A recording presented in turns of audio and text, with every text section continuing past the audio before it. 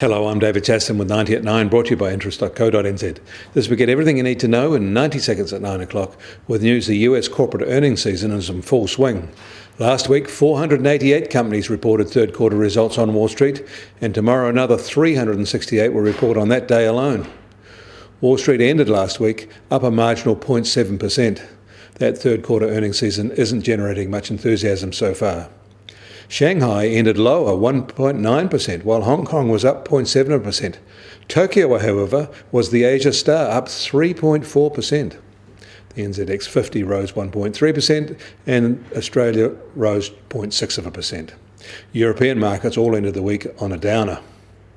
In Japan, they have negative interest rates at the official level, but their central bank explained overnight that they can certainly lower them further to support a weakening economy.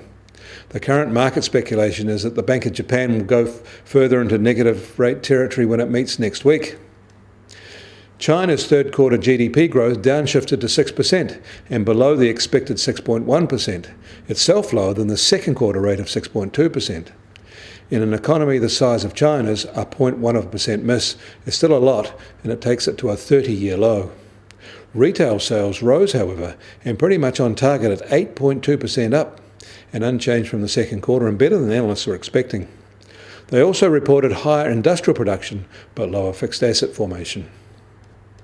In the US, they have now imposed a 25% tariff on $7.5 billion of selected EU goods after the World Trade Organization ruled in its favour earlier this month on the issue of subsidies for Airbus. The EU says it will retaliate at the same level. In the EU, the London Parliament debated the EU Johnson Brexit deal, and when it voted on it, they handed their Prime Minister yet another defeat. He hasn't won one parliamentary vote yet. He has asked the EU for an extension. Parliament may vote on related matters again this week.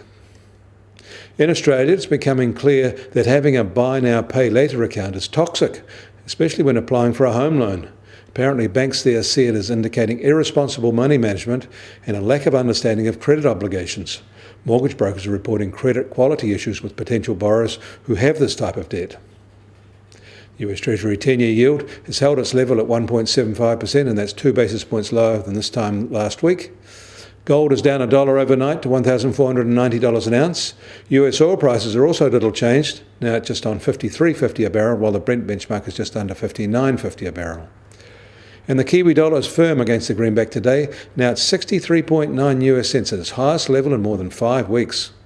On the cross rates, we're still at 93.1 Aussie cents, and against the euro, 57.2 euro cents. That puts the trade-weighted index at just on 68.7, which is where it was this time last week.